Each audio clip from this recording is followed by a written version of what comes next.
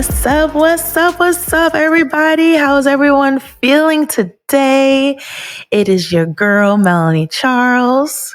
And your co-host, Yunie Mo. And as you know, you're listening to the Make Jazz Chill Again podcast. We are feeling good today, and we have an old pal here to chat with us. Yunie, I'll let you take over. Yes, today we have a very special friend joining us who is an incredible musician, an incredible educator, an incredible tap dancer that I'm sure many of you are extremely familiar with. And if you're not familiar with, you're going to be incredibly amazed in the future when you go check her out and play. And ladies and gentlemen, and non-binary kings, queens, and royalty, give it up for Michela Lerman. Hey! What's up, everybody? What's up? Yeah. I'm so happy to be here. We're happy to have you. Have you done any podcasts before, like a lot? Or I feel like this feels special. This feels like exclusive, like moment right now. This is particularly special. This is because of just how long I've known both of y'all and our friendship. The other podcasts I've done are definitely nowhere near personal or, special to me. So this is awesome. Oh, this is extremely special for us. And there's so much about you that is so unique. And you're such a unicorn. First of all, when you're a jazz musician, you are a unicorn, and you're a female jazz musician, you're a unicorn. But in particular, for what you do, Michela, as a tap dancer and musician, you're a unicorn in jazz on top of that. Yeah. So it's pretty amazing to have seen you grow and flourish and just get better and better and better. Even when I first heard you play, I think it was probably at Fat Cat. I think so. Same.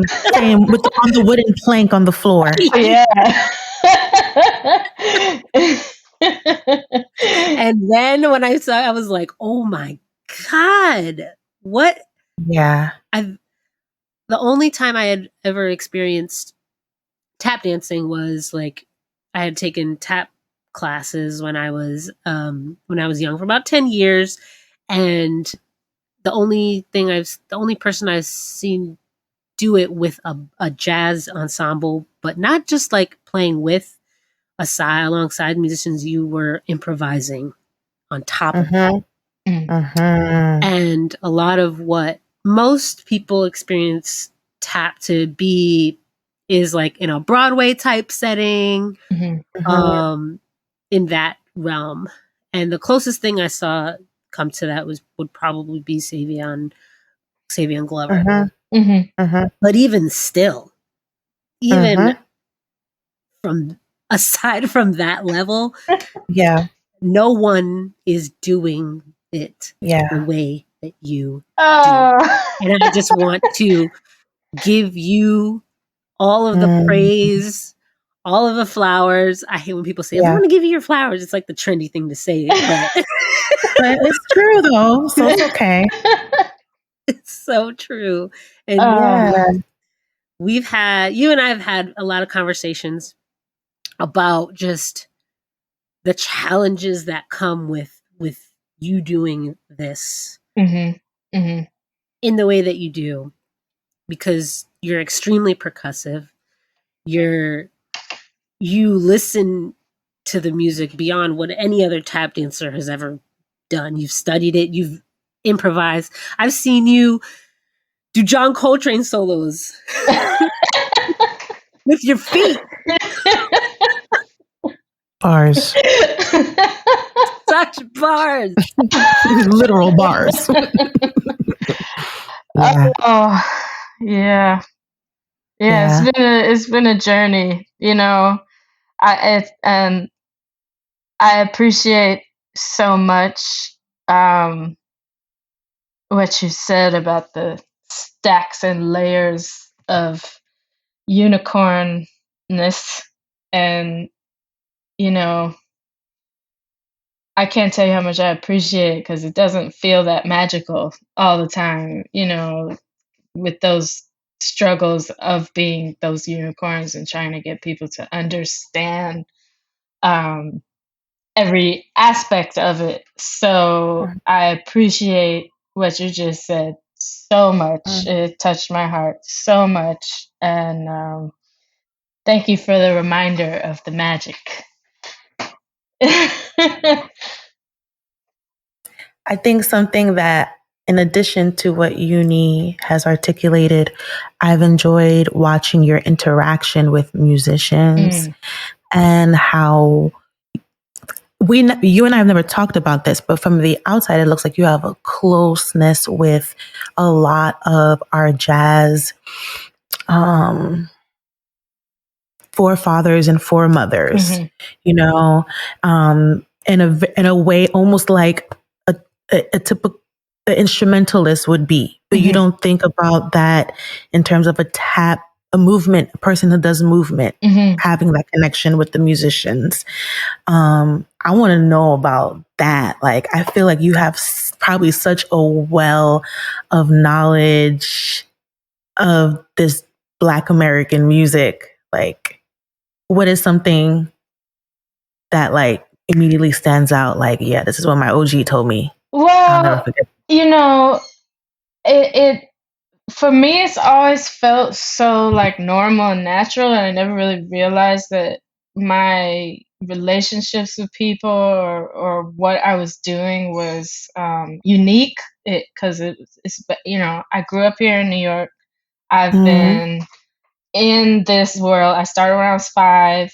I started at a dance studio called Woodpeckers in the city that was an all tap dance studio. It was not a dance school. It was a tap dance place. It was like a mecca.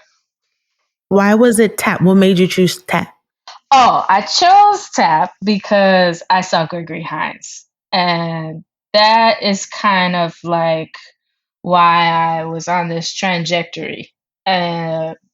Being a musician, tap dancer, improvisational person, because I grew up seeing old classic Hollywood films, Fred Astaire and Ginger Rogers, Nicholas Brothers, all that kind of stuff, and I loved it. But when I saw Gregory and what he was doing, it just like hit me like a bolt of lightning. It's just like I was 5. It's not like I really knew anything that was going on. I was just so like struck by it, and I was like, I have to do this. I have to meet him. I have to find him. Wow. This is really it for me. And finding Woodpeckers Tap Studio was incredible because it was where he practiced a lot. And it was where a lot of the master tap dancers practiced. And because it was this tap school, it was already rooted in this connection between jazz and tap dance, or Black American music and tap dance. And so my awareness and my connection to the music was kind of immediate. So then, I grew up with my mentors. I was mentored by a lot of the old master hoofers, tap dancers, Buster Brown, Jimmy Slide, Leroy Myers. These are all very familiar names to tap dancers. These are like the Miles and the Coltrane's of tap. And they were mentoring me, and they were bringing me to all these clubs all around the city, particularly in Harlem. So I grew up going to these clubs, 11 years old, like sitting in, jamming with, learning how to interact with a band, learning how to take a solo, improvise. That was just my training. So it's very different than what a lot of other dancers were experiencing in their educational journey, of learning how to tap. Right. That's what I was gonna say is like when you think of it, like tap dancing is so different from any other style because it kind of is a mixture of street dance in the sense of like how it's like a group and then it's like, all right, now you say what you gotta say and you take a solo. Mm-hmm. Like a regular ballerina, like there is choreography already set and Mm-hmm. you know, you hit that's amazing as well. Don't get me Mm-hmm. wrong. But like to have like the improvisation element and then like also knowing form, like you know forms like any like bassist, pianist, drummer, like you know the form. And I know in dance, like you count like there's like a lot of 8 bars. Yeah, Like I yeah. used to dance too, and like I loved it, but. Oh, child, respect to you, the professionals. But like when it's tap and what specifically within a jazz or Black American setting, the counts are different, right? Everything is different. The approach is different. The spirit of it is different. You know, it's very hard. Tap has always lived in this kind of nexus, crossroads of like, you know, there's lots of debate. Is it Irish and African? Is it just African? Is it this? Is it that? And it's like, Mm, you know, when you get down to the root of it and you get down to the nitty gritty of it, you know, all those things, all those counting, all those polyrhythms, all those things. mhm, There are trajectories. You know, if you look at Broadway, you can see that that has been more influenced by maybe the Irish side of things. But then when you go to mm, jazz, tap dancing, improvisational tap dancing, you see that this is mm, really rooted in an African tradition. It's rooted in call and response. It's rooted in all those things. And it's, mhm, you know, tap mm, is so diverse, and those questions of origin and stuff is really like, you know, just like in jazz, there's lots of different genres of jazz. You know, mhm, you don't just say mhm, jazz and, you know, and everybody knows mhm, you're talking about Robert Glasper or mhm, Louis Armstrong. No one knows what you're talking about. You say jazz and it's like, what does that even mean? It's the same Mm-hmm. within tap dance. And, mm, you know, so you really have to look at the the genre of tap dance even that you are mhm, practicing and studying and looking at, and you have to take that into account in your approach when you're learning as well. You know, you can't take the same mindset from a musical theater tap dance class and then try to go sit in at St. Nick's pub at 1 a.m. right, You know what I mean? right, It's right. not So gonna sad. work. Oh my gosh, Saint Nick's Pub, Yeah. Oh, R.I.P. Saint so Nick's sad Pub. he RP. closed. That was such a historic place. Oh my gosh. Like I feel like I have flashbacks of you tap performing. Okay, do you have a preferred way that people articulate the art that you do? Like is it tap? Is it dance? Is it what feels That's right a for you? great question. One which I've never really had the luxury of defining, you know. So it's kind of the Mm, first time anybody's ever really asked me that question. You know, I think it depends on the day or the setting that I'm in. I feel like tap dancer is um, always appropriate, you know. mm, But cool. if you get into it, you call somebody a hoofer. That's when you start like again going back to understanding those genres Oh snap. Oh, of where somebody is in their journey and in their practice of being a tap So dancer. when when does would you someone say get? Oh, hoofer? yeah. When would you say a hoofer? I would consider myself a hoofer. I would consider someone like Savion a hoofer. You know, those are people who have adopted tap dance as a lifestyle, as a way of being, as Mm, a mm, they're taking into account all those foundational things we were just, you know, speaking about, the roots mhm, of it, the Mm. call and response. You know, it's a spiritual, it's like a practice, it's like a real, it's rooted in your spirit. It's not your, your job. Where does that word come from? Hoofer?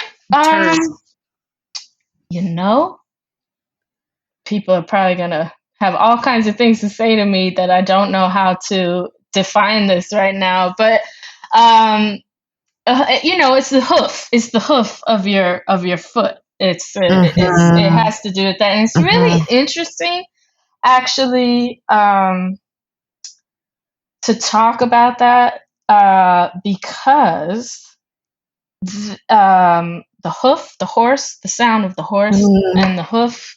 I've been doing a lot of deep diving into percussion and percussive dance from around the world. And there's Nawa music from Morocco and North Africa. There's flamenco music. There's very similar stuff called tarantella from southern Italy and Sicily.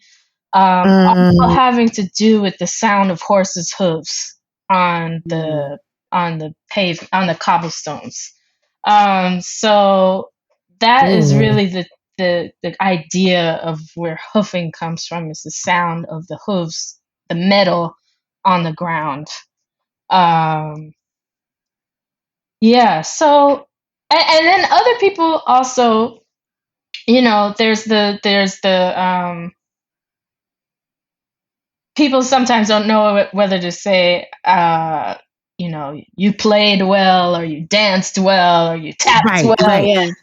What do you prefer? I like play. I think that's where I'm at in my mind. Wow.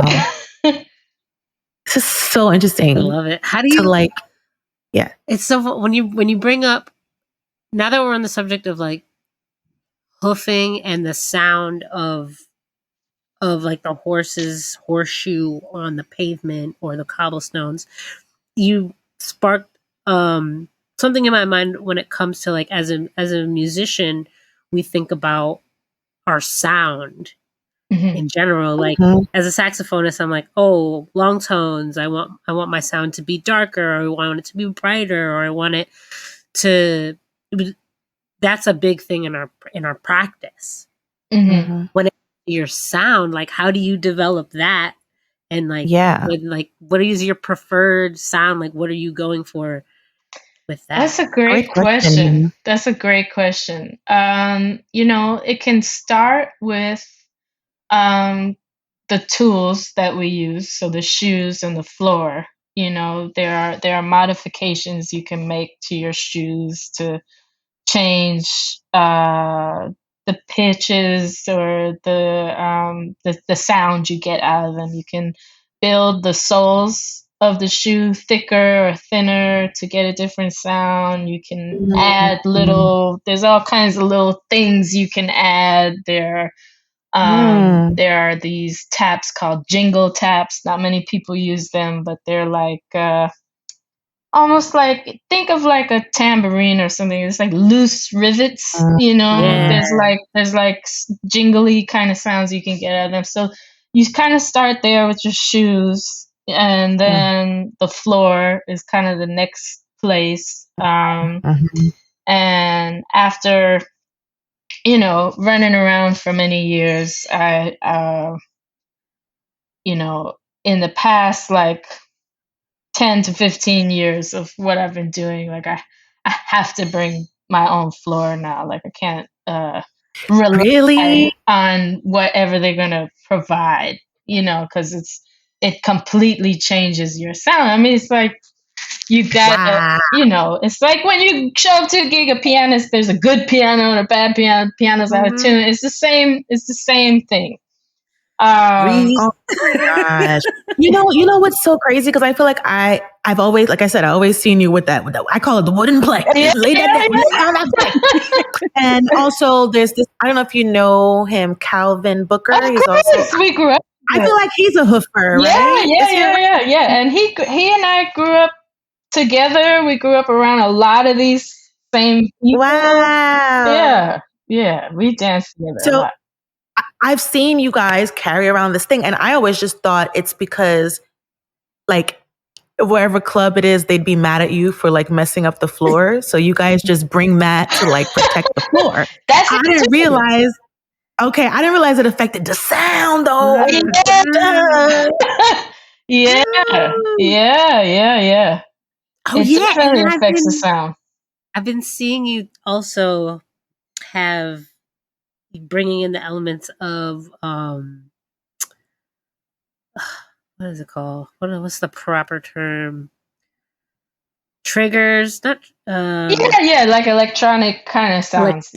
Yeah, Oh yeah. really? Oh, yeah. So that serves kind of like its own That's instrument. That's its own instrument. dope. And it's kind of like a giant NPC, basically. It's like I have my wooden pads that I tap to get different sounds. Ooh, I would love to see that in action. Yeah. You know, I've never really. I want to dedicate so much more time to that. I know once you So start much. bringing in the electronic instruments, it's Yeah. a whole nother. That's how it It's is. a whole other thing. It's another instrument. It's Like also a whole electronic. other thing technique-wise. You know, you have to dance very differently because now there are notes and you have to know where they are, and it's a Wow. really intricate kind of process with the electronics. So I hope one of these days this chunk of time comes where I could just really sit with it and like explore. But I have a question. yeah. Because what you do is so like one of a kind, like a band leader or a band may not know like how to interact with what you do. Like, how does it happen for you to even align with a band to perform or do the myriads of ways in which you present your art? Like, I know now at this point you're in the community, so people know if they're reaching out to you, they know why they're, you know what I mean? Yeah, But I like, get am I making sense? Like, Yeah. how does that point, how does that work for what you do? How do people approach incorporating me in their stuff? Yes, like I feel like whenever I've seen you, okay, let me put it this way. It's always been in a way that is very intentional, that your art is part of this moment, this performance, right?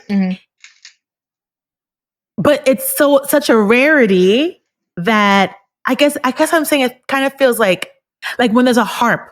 Like, we don't always see harp, but there are moments where harp is part of the texture, and I know that it takes a lot for that to even, for us to even be able to experience the harp in this space.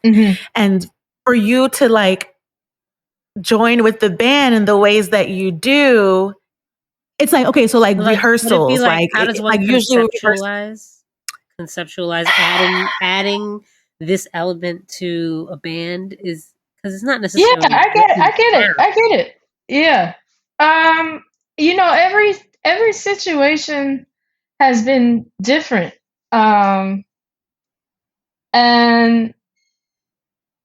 you know, sometimes it goes well and sometimes it doesn't. Sometimes I have to be very, very humble, you know, and just let the band leader use me as a tool, you know, and fit into what they want me to do. And maybe it's not exactly how I would do it, but I gotta, you know, work with them. But that humility in that moment has also taught me so much, you know, because maybe that band leader is now showing me a new way I could do something. So it's really I have to be very patient a lot of the time, especially at the beginning of my career. You know, I had to be very like, okay, I know, like one, I'm a woman, and then two, like I'm doing this thing that is very different than all the other instrumentalists up here. So I have to just kind of like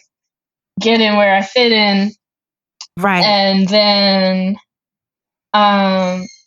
through time I learned, and someone who really helped me kind of pull that together was Roy Hargrove.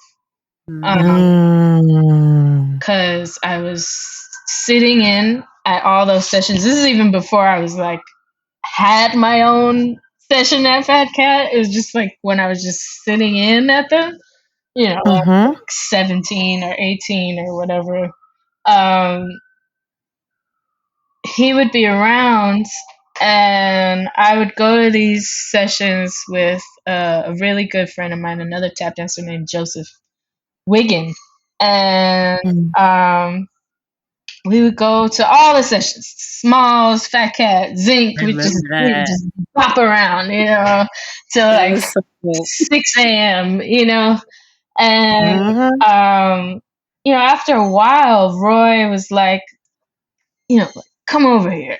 He's like, wait till everybody solos, and then right before the drummer solos, you solo. And once he told me that, it like unlocked a world for me. And now I was able to sit in at these sessions. I knew what to do, and I was doing it in a way that was acceptable to all the other musicians there. I wasn't. Shout out to Roy. Oh my God. Shout out to Roy. Jam session as a jam session leader, teaching us so much. Yeah, he always taught so what much. To say. Oh my gosh. He knew how to make everybody sound good. Yeah. Good, yeah. And be their best selves. Yep. But it's also like a testament to you because you're an artist. Mm-hmm. That's the other thing. Mm-hmm. Because there are people who are incredible like saxophone players, and they play, they're musicians, they're practitioners. Mm-hmm. But not everybody is an artist. And in order to be an artist, it's a personal journey. And like what you've described, like most tap dancers go to tap school and take tap lessons, and they're going there and choreography. Yeah. But part of your education was like the university of the streets and knowing how to interact in real time. Amen. With what's really happening. That's it.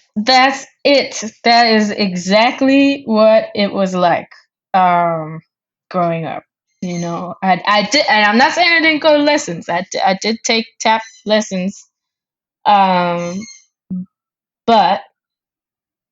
what I really learned and applied was everything I learned, like you said, in the street or in the club or, in the moment, directly from the people in the moment. It was the most unique experience, and I'm very, very blessed and lucky to have had that experience. So yeah. Can you recently put together, well, you did this in 2 instances, and we've talked about this before. You took Betty Carter's book, and then you took Abby Lincoln's book and brought the element of tap into their music. And in the most like amazing chef's kiss way. And you've also brought in so many of the elders and the people that have been part of that legacy. Like Mark Carey is one of them, right? Mark didn't do. Mark didn't do it. Yeah. No, Jeff Tain was. Jeff Tain was. Oh, you're thinking about the Betty time. I'm thinking about actually both. You had the Betty time. You had Renard.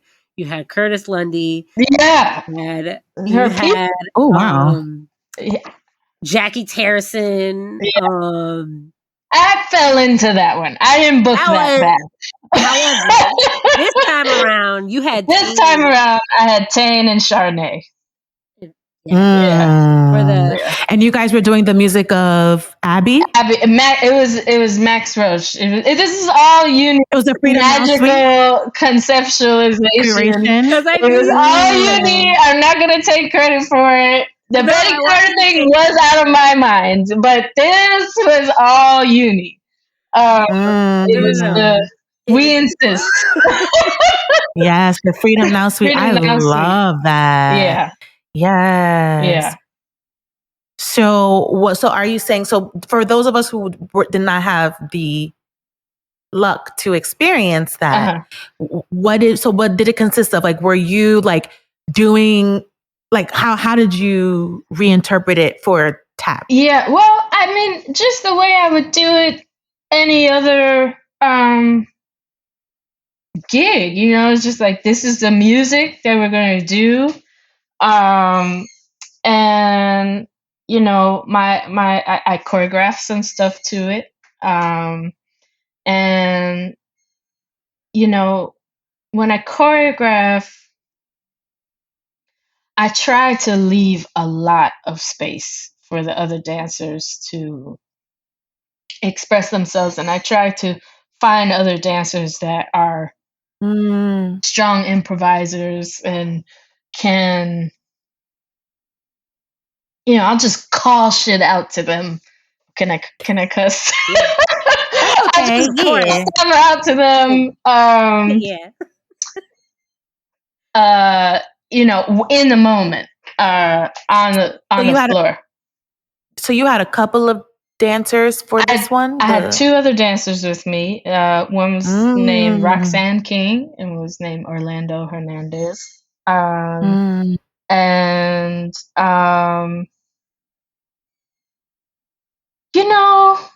it's really hard to explain my process because it's so organic. It's just like I just listen to the music, and I try to, I choreograph how it's supposed to sound first, and then I stage it. So is your choreography playing like the melodies that Abby was singing? Was the pianist playing the melodies, or are you playing the melodies? No, pianist was playing the melodies. Rather, Charnay was really singing most of the melodies. Okay, Charnay. Yeah, Charnay. Yeah. So that's happening. All that's kind of happening in a quote unquote normal kind of way. The music is happening, and what I'm doing is I'm adding another layer to it that supports it or floats above it a little bit, almost like an oil and water situation. It's a contrast to it. I'm trying to create textures and different sounds for each particular song that are appropriate. So it's really and is there anyone that's like laying out in that at times? At times, it just depends, like like in All Africa in the Freedom Now Suite, the whole band laid out, and it was just Tap and Tane for fire. Wow. Like, dope. 8 minutes. Yeah, that makes sense. Yes, that's like perfect. Yeah. Like you and Tane were going back and forth. Yeah, I choreographed some stuff. I choreographed that, right? Yeah, that was like. Oh wait, hold on! I got another idea. Melanie doing All Africa like you usually do, and then you, Michela, y'all got to do that together. Yeah, that would y'all got to do so that fire. Duo. That would be amazing. I would love that. Because I love doing it duo with like drums, but to do that duo with tap, let's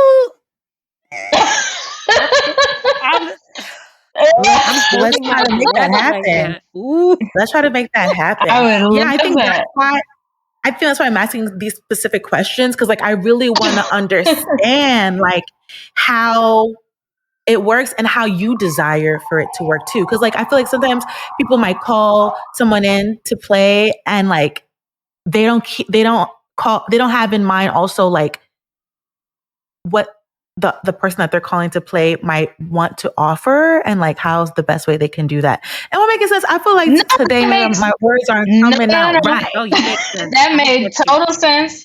And that goes back to kind of what I was saying before, kind of evolving into this new role of owning that space to sort of like I had to, even still, but it's better now. That humility thing of having to, wait for that learning curve to happen. Every new band I step into, do they get my function? Do they, how can I do, because then also you don't know if a band leader is going to get funny or jealous that you're taking attention away because you're dancing. So it's like all these little. Have you encountered that? Oh yeah, of course. What? Of course. I'm not surprised. That makes sense. I'm surprised because like I feel like isn't that the purpose? Isn't that like why we want you in there? It's because you're doing something that's so amazing. We want people to experience that. I'm confused. People are crazy. People are just crazy, and they don't know. They don't expect that I know what I'm doing. They don't know I'm gonna be able to solo that way. There's lots of variables. There's lots of variables, and I have to approach every situation, even still, with the anything good that happens is a bonus. Wow. I have to almost step in there in worst case scenario mindset. Yep. Always. Like I've seen you experience that with older musicians, like veterans, and I've seen you navigate it with people that aren't well known. So like I hear you because I've been on the sideline being like, oh my gosh, this is getting a little dicey. Yeah, you just never know how somebody's gonna react to it, and then and then on top of it, the style that you're doing, like me as a woman, I have had to fight for years, like in the dance community, and then a little bit outside when people. I don't dance like a lady, like I go hard. I hoof, I get in there, and especially as a young person, oh my God, that was like the most offensive thing to everyone. Why don't you smile? Why don't you use your arms? Why don't you dress like this? Why don't you do this? Why don't you do that? It's like, because I want to dance like one of the guys. I don't, but I still want to be me. And it just, there's a lot of variables like that still. So that's also at play on the bandstand as well. Is like, you just never know how somebody's going to react. And this all sounds very negative. I've had so many beautiful, amazing, positive, incredible experiences as well. So I don't want to only.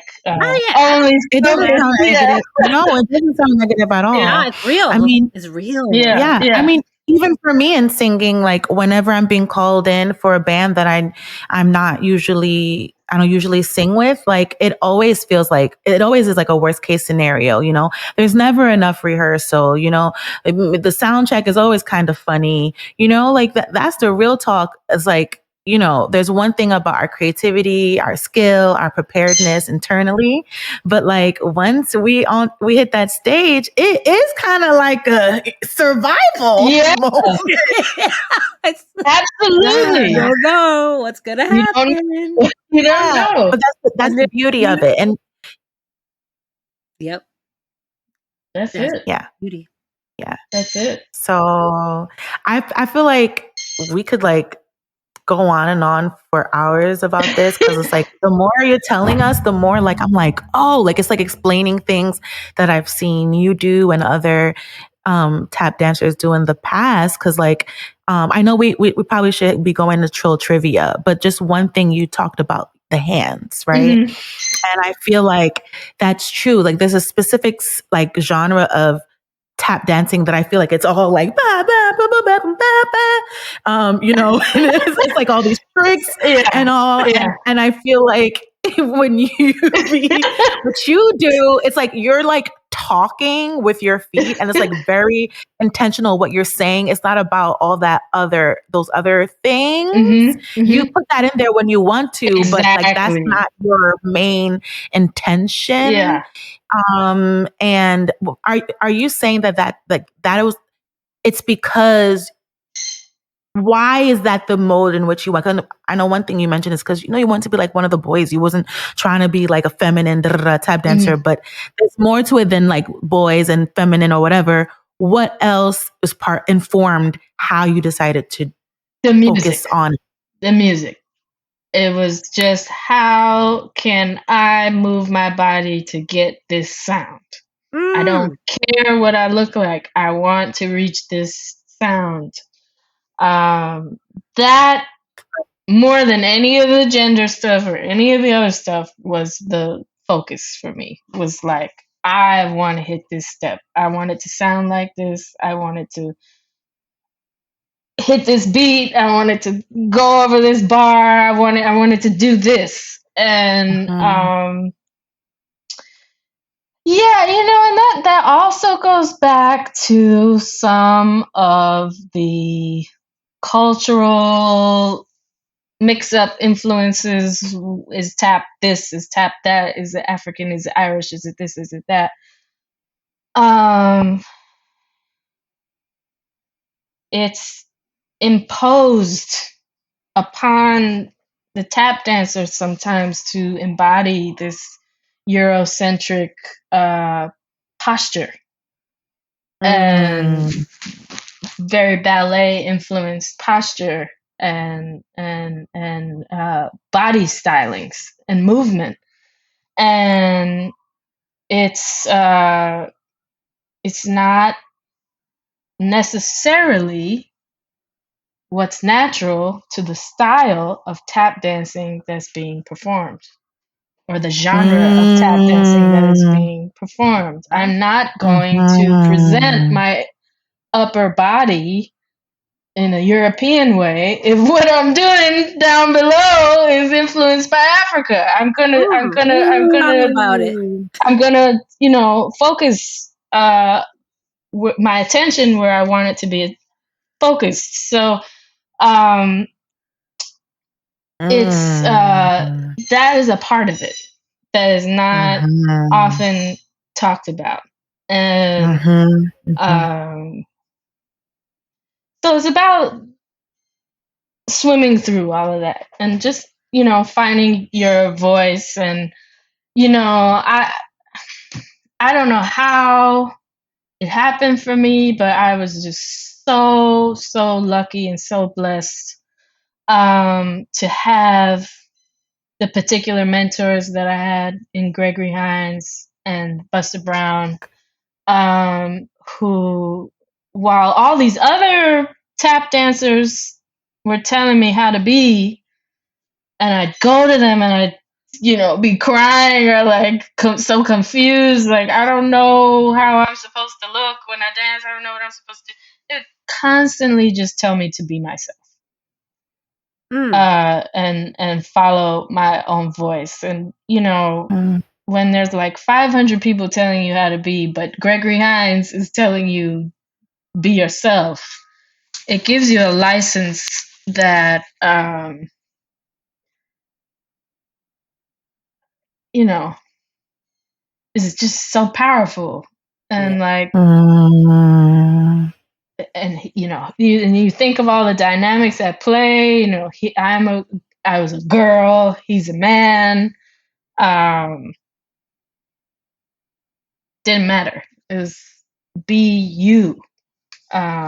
And it's just so important to always stay true to yourself, because you'll never be able to sustain anything else if you're not. You'll be miserable. You'll be bitter. You'll be this. You'll be that. You know, you can fake it. You can fake it your whole life, but something's gonna fester inside of you. So it's better to just be true to who you are, like from the get go, and push through the mud of everything, because you'll reach it just like everybody else, and you'll maintain your spirit and your soul and your why you started doing it in the first place. Ooh, I needed to hear that. I needed to hear that too. I know, everybody Thank else. you. Damn, you better speak. Wow. Oh man.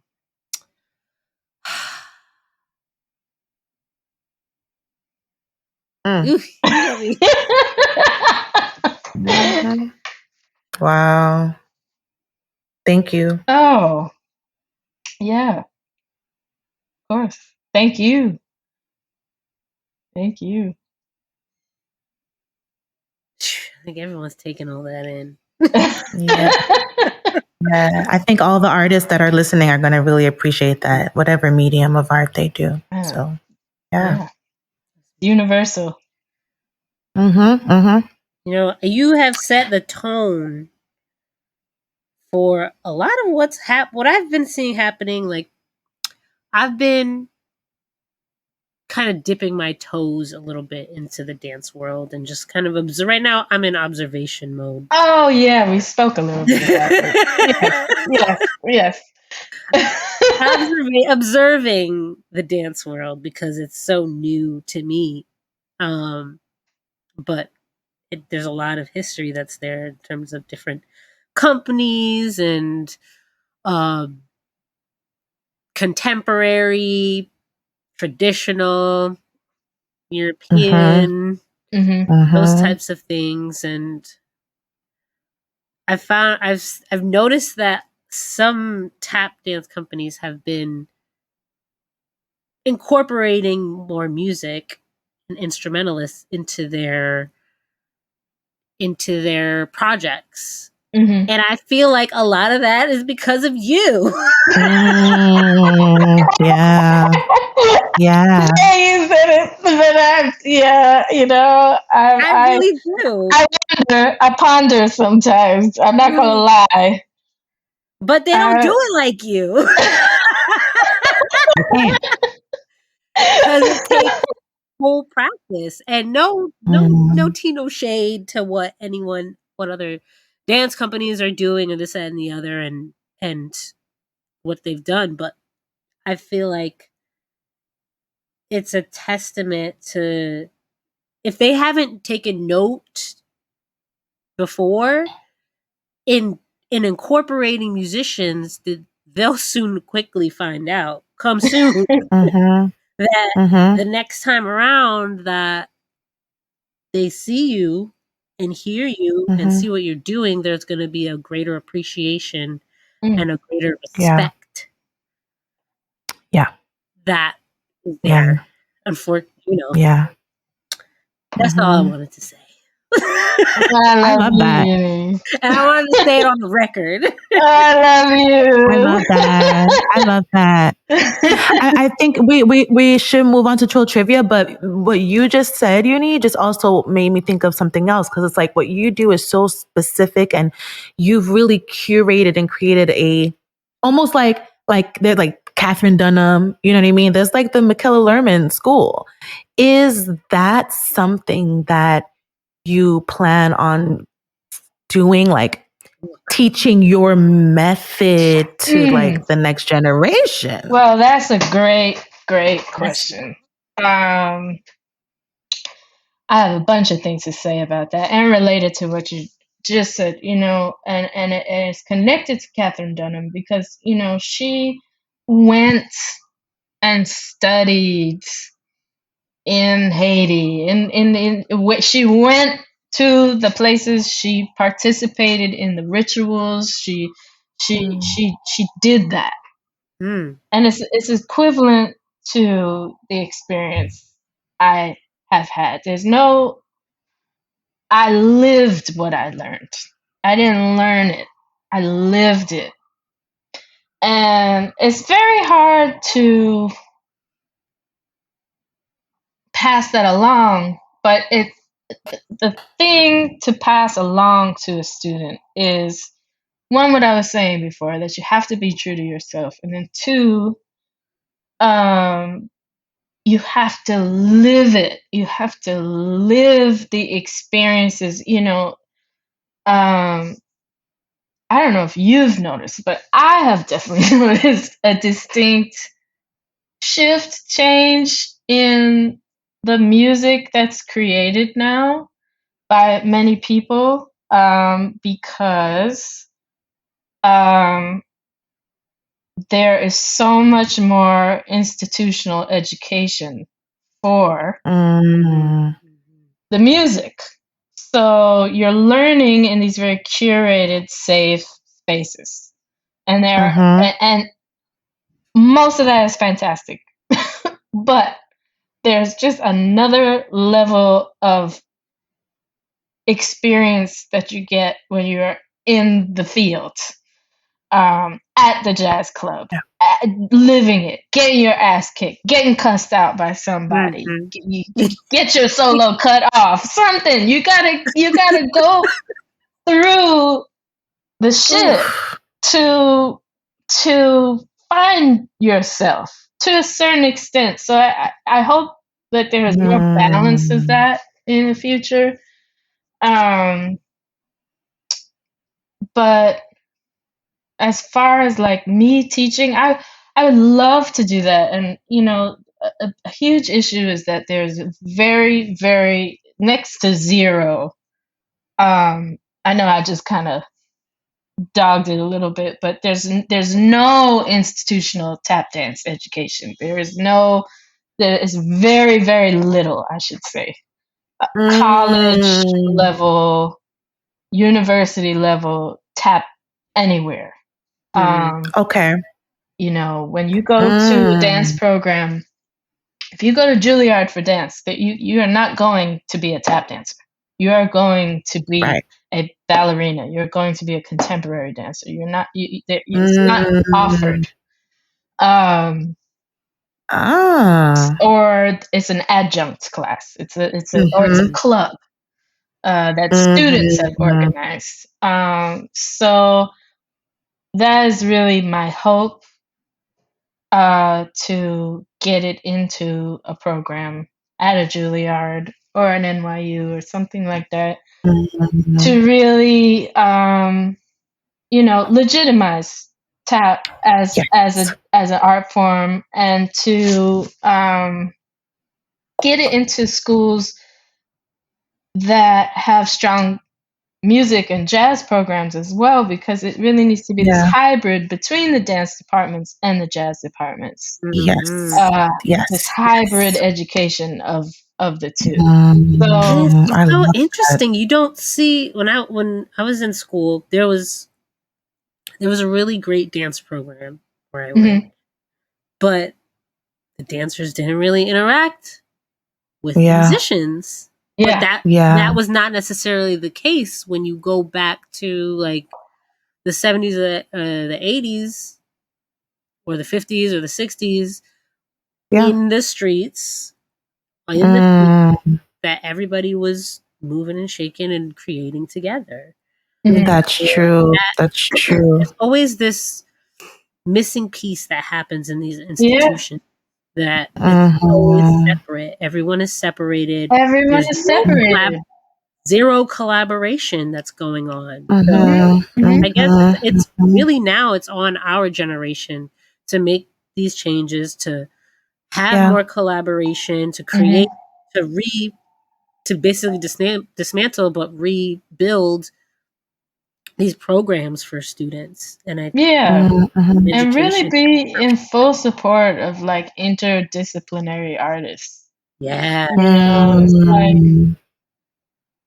one path, one blueprint. Like, what is that? Fuck genre segregation. Like, you're an artist. You know what I mean? Like, a painter is not just inspired by paint. A painter is inspired by the worlds. You know what I mean? And they paint the world. You know, it's not just looking at blue and orange and saying, okay, now I'm gonna make a painting. You know, it's like you have to live it to create. You have to live it. You have to live it. You have to experience it. You have to connect with other artists. You know, you need to read books. You know, you need to do all that kind of stuff to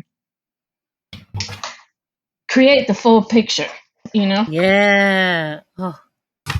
You're saying some stuff. I'm like, let me write that down. I would love to see in the future the Michela Lerman Love Movement Foundation dance company.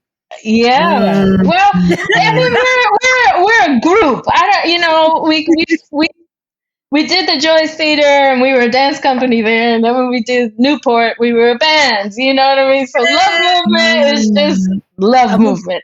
It's just a movement. Yes.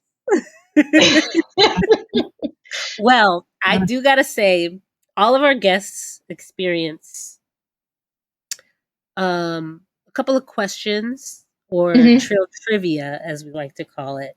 Okay. Get to our portion of the end of our shit. So, some people get nervous, some people are excited, some people like these kinds of things, but needless to say, nonetheless, we force everyone to do it.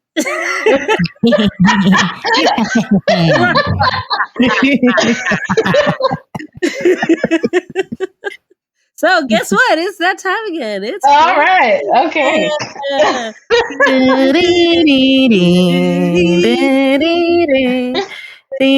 Oh boy.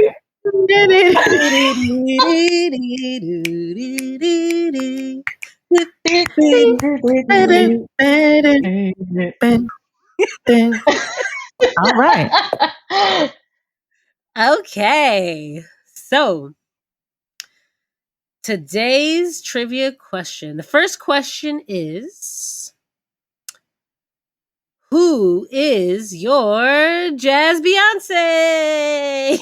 My jazz Beyonce.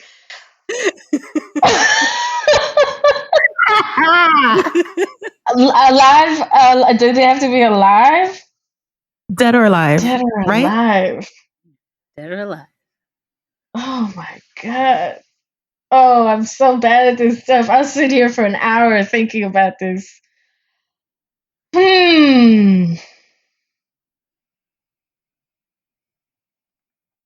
I'm stumped. There's no right or wrong answer. I'm just stumped because it's like their singing is Beyonce, but their dancing is not. But then this person's stage presence and so many thoughts. What's your sign, Michela? I'm a Gemini.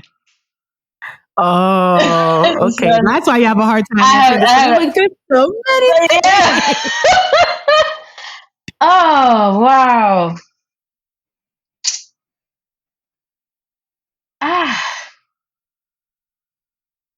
And it could be male or female. It doesn't matter. Doesn't matter.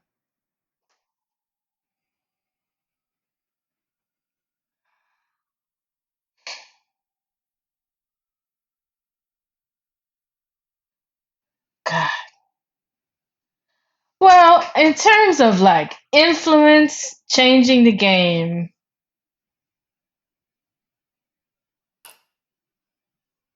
these are going to be kind of random, but like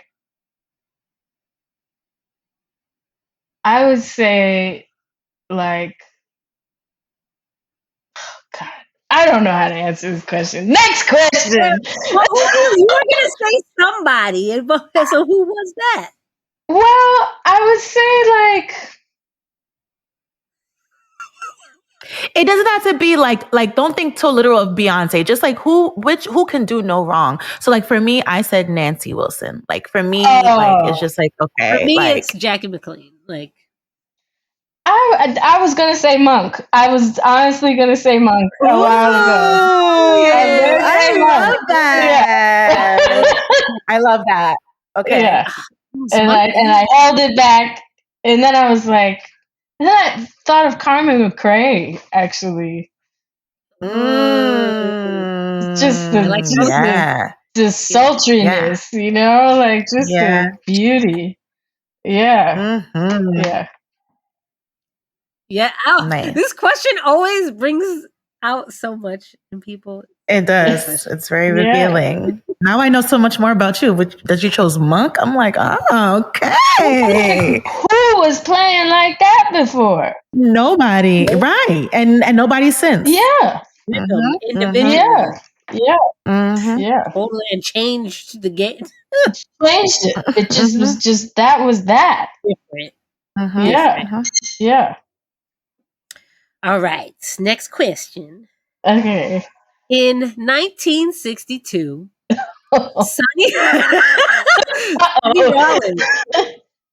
Sonny Rollins released one of his most notable records, The Bridge. Mm-hmm. What bridge did Sonny Rollins practice on that famously attributed this record? Was it A, the Brooklyn Bridge, B, the George Washington Bridge, C, the Williamsburg Bridge, or D, the Golden Gate Bridge? It was either the Brooklyn or Manhattan Bridge. Or Williamsburg Bridge.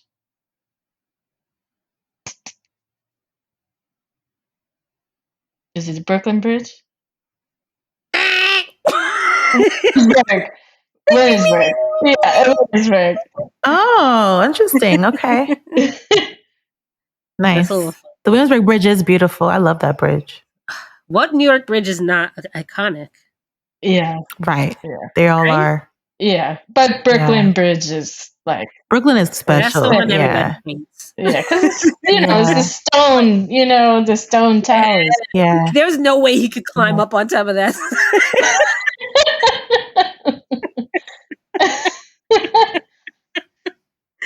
He climbed up on there with his saxophone. I can't. All right, Sonny.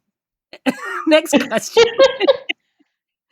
What song or track did De La Soul sample for the song Stakes is High? Is it A, Swahili Land by Ahmad Jamal, B, Firewater by Joe Henderson, C, Gemini by Jimmy Heath, or D, none of the above? I think it was A. I'm proud of myself for that one. Yeah. Yes. All right, last question. What song or track did Pete Rock sample for Nas's The World Is Yours?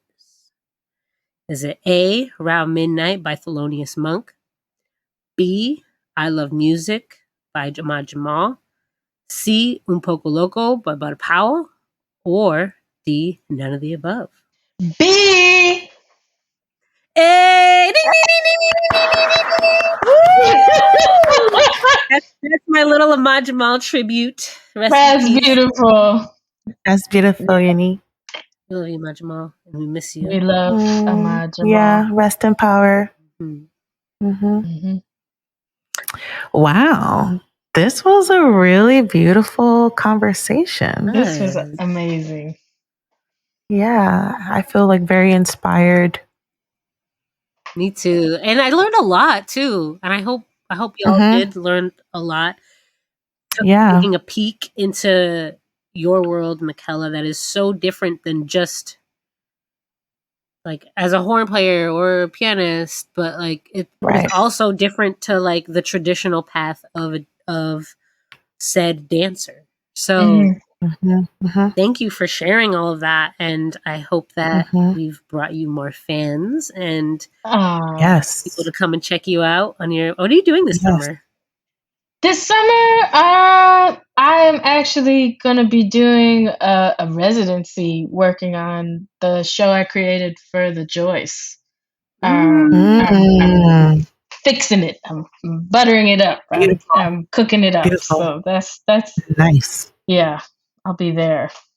So, And before that, is there any opportunities for us to see you do your hoofing?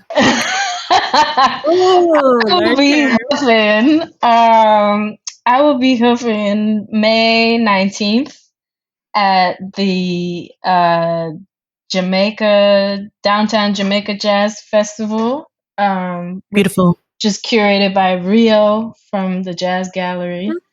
And I'll be opening for Ravi Coltrane.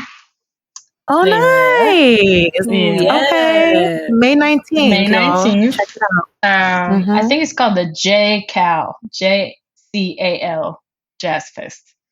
And then I have something for National Tap Dance Day. So National Tap Dance Day is May 25th, everybody. And it is actually a national holiday that was established in 1989 by Gregory Hines. And yeah, and we're gonna have an event at the National Jazz Museum in Harlem. So those are the two main things coming up. Yes. Yeah. All right. March 19th and March 25th is cool. Yep. Beautiful. Thank you, y'all. Make sure y'all tap in. Oh, tap in. Yes.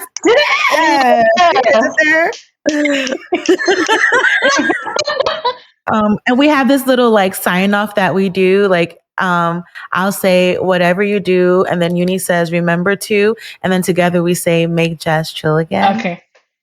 You down? I'm down. All right. Thank you, everybody, for listening, for checking in to the Make Jazz Chill Again podcast. Once again, I'm your host, Melanie Charles. And your co-host, Yunie Mel. Thank you to our special guest, Michela Lerman. And signing off, whatever you do, remember to make jazz chill again. Yeah.